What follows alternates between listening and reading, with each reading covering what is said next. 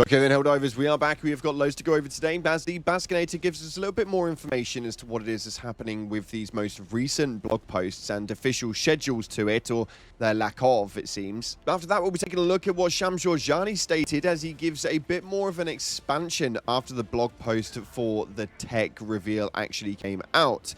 He gives us quite a bit of information with regards to the performance and the changes that could be eventually happening versus the health of the game itself. And finally, we've got something shocking coming from the Baskinator. If you haven't already, smash that beautiful like button and subscribe with post notifications turned on. It'd be greatly appreciated. And if you're on mobile, if you swipe across on the comment section right now, you'll see that there is a new hype sector. We're testing out and seeing what it can do. So if you want to hit the button and give us a bit of hype on this video and see how it helps the channel, it'd be greatly appreciated. And if you want to get involved with that giveaway, very, very simple. Head down to the comment section and just put a red love heart in the comment section. It'll enter you in. Why red? Because we're going over to the automatons.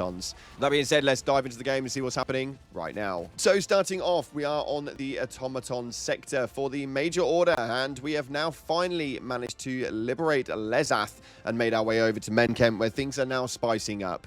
Joel has increased the resistance up to 3%, which is an extremely high resistance rate. Basically one that I don't even think we can get done in the 2 days time that we've actually got. With a liberation rate currently at 0.13, it seems highly unlikely that we'll ever get it done, because we also have the incineration core over there. He's pretty much made it borderline impossible. He said, what, you don't want to take out 3 total planets to get hold of a Seer Pass? That's fine. We'll just make Menkent twice as hard to make it feel like you're liberating 2 planets anyway. So, yeah, it seems that this major order may well be scratched unless this resistance actually goes down, which it doesn't seem like it will be. We'll have to stay tuned to the table and see what it is that's happening with that one, but everything else seems to be running as standard.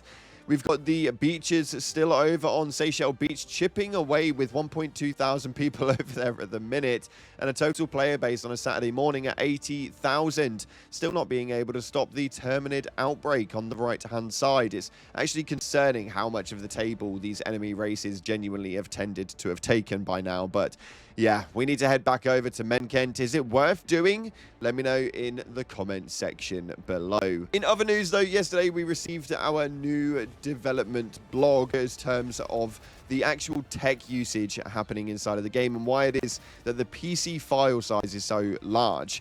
And after going through that, the Baskinator put up a poll for what it is that we want to see next in the development blog posts. It appears that the engine will be the next one to actually go over, as I see that most people are genuinely more intrigued as to what's happening with the engine. Everything that goes wrong, most gamers' complaints is the first thing is that bloody Stingray engine, and everyone moans that that's the reason why we can't do what we want to do with the game. So I'll be intrigued to see what it is that the development team actually say about the engine and how it will be changed in the future. After that, though, there was a bit of a misconjuggling with regards to what it was that was actually going to happen with the communications coming from Arrowhead, as most people somehow read that it was going to be a weekly blog post. I would love for that to be the case, but unfortunately the Baskinator has confirmed that it's not got an official schedule, but more often is what we were saying. Now, unfortunately, they can post pretty much whenever, and it will still be more often than when they genuinely were originally, as we were having none of these blog posts originally. So more often pretty much says if they post once a month, it's still more often than what they were. Hopefully that's not the case, and hopefully we receive something at least every 2 weeks. That would be really nice, but we'll have to wait and see exactly how that one plays out, as we do kind of want to know what's happening with our game moving forward. Shams Jorjani does address one good question, though, as people were asking about optimization and whether it's actually going to be coming to the game. He did state that there isn't going to be one giant silver bullet performance patch. There are fixes that require a lot of long time work, but hopefully you should feel some improvements with the next one and the one after, and on and on. Now, hopefully we'll start to see some difference come mid-October, which is likely to be within the next week or two. We'll see exactly how that one plays out again, but don't expect the game to be working solidly come this mid-October patch, which is very, very difficult, but it's definitely something that we are needing to keep an open mind on with regards to this, because it's just not going to go the way that we want it. As well as that, though, after the talk of HDD and SSD file sizes and how it's held, somebody stated, why not just either make the default install small and create a HDD branch or vice versa? Now, Shams has stated that this is one of the solutions that are being explored. A lot of people are just saying, well, why don't we just use the DLC branch feature on Steam, and it should be loads easier just to do that, right? Unfortunately, I'd love to put out there that I'm sure the premise of it seems really, really easy, but something says to me in the back of my mind, just splitting things down and running it that way probably isn't as easy in the back end. Generating the file procedures and the way it's all coded, I don't think it's going to be as easy as we want it to be, but hopefully they do something short-term to actually rectify some of that problem. Don't expect, though, come mid-October for your file size to shrink. We've already clarified via the blog post from yesterday that it's going to be about the same size. They're just replacing some of the files with what they have outstanding and some of the newer stuff that is inside of the game. Now, someone actually came up with a most genius message and stated that maybe it should have been done from launch. Now, he's actually put his hands up, and they have essentially stated that they really didn't think about this whatsoever, which is, in my mind, completely wild that you wouldn't think about this at all in the last year and a half. But it states right here, yes, and that's our screw up. We haven't focused enough on health. That's changed and is changing now, but it takes time for that to be felt. And I'm really hoping this is all just more than words. I think that we're at a point now where as gamers, we kind of have seen a lot of the comments of actions speak louder than words. I'll believe it when I see it. And I think that I'm kind of in that same frame right now as I really hope that they do change something. I've got very little hope with it being changed anytime soon. But one thing that is definitely coming soon is the video from Nicholas and Lennart teasing the new buffs and balances. And I do state on here that it states new buffs and balance, and Shams just stated that it's on its way. I don't think they'll put any nerfs into this. If they do, then they have got their brains on completely different frequencies to the rest of us.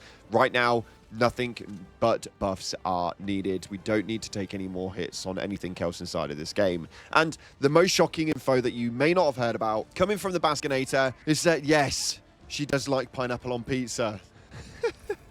I don't know. I thought this message was absolutely hilarious, so I just had to throw it in here. Anyway, glazing on through, we're going to take a look at your top comments from the previous video where we went over the engine upgrades, the dev blog posts, and the tech fixes, because there was a lot to actually look at and break down in that. If you've not seen it, you need to go and give it a watch, because it does give you guys a bit of an insight, especially if you are on PC. Now, your first top comment is coming from Dockside, who states, Arrowhead is like the partner that refuses to shape up until you threaten to leave his ass. Now, not only do I absolutely hate the fact that it was a he that's being left, but nonetheless, I do think, unfortunately, this time round, it's exactly what has happened. They kind of tried to cover it up and make it a little bit duct tape worthy, and then when it finally crumbled and the community gave up and really kicked off, it's when they finally decided to actually start working on it. It's a little bit annoying, but it's kind of showing that your voices are definitely being heard, or at least that's the only positive spin I can find for it. Next up, this one states right here, 33 seconds. It's one of the most requested things by the PC community. Makes sense to start with the game size. Now, what they're talking about with that was that I stated yesterday that it seemed to be the really, really weird way to start off the blog posts by doing a blog post that only really mattered to around a third of the community, with the PC player base being at that point. They're no longer the largest part of the game, with console now probably taking primarily the highest factor in population. I did find it really odd that that's where they wanted to start with it. So yeah, I'm sure if you're on PC, you are going to think it's the highest requested thing on PC community, so it makes sense. But realistically, I think that the performance and the way the gameplay's been operating recently would have been a really good way to start this one off. Just my personal opinion. Let me know what you think should have been started off, if you think they've done it the correct way this time round. And finally, this one states right here, I'm still using my HDD for various things, but I also have SSD for games and projects. SSDs are not expensive at all these days. Why they thought of prioritizing HDD over SSD in the first place is beyond my comprehension. Which, yes, I actually have to give these guys some credit here. I'm completely on side with them. I don't understand why they prioritized HDD in a day and age where SSDs are so prevalent and why they're so common. I don't know anybody who primarily runs on HDD. I know a lot of people obviously will be playing on laptops, and that may well be a big factor, but SSDs are not that difficult to come by these days, so it does seem like a really strange option to launch with that straight out of the gate. If you guys want to get your top comments read out in the next video, it's very simple, man. Just get down to the comment section and put something relevant. The top voted comments will make their way through into the next video, so make sure that you go down there and give them a bit of a boost. It'd be greatly appreciated. Nonetheless, that's all we've got time for today. Thanks again for watching, guys. If you haven't already, like, subscribe, and as always, I'll see you in the clouds.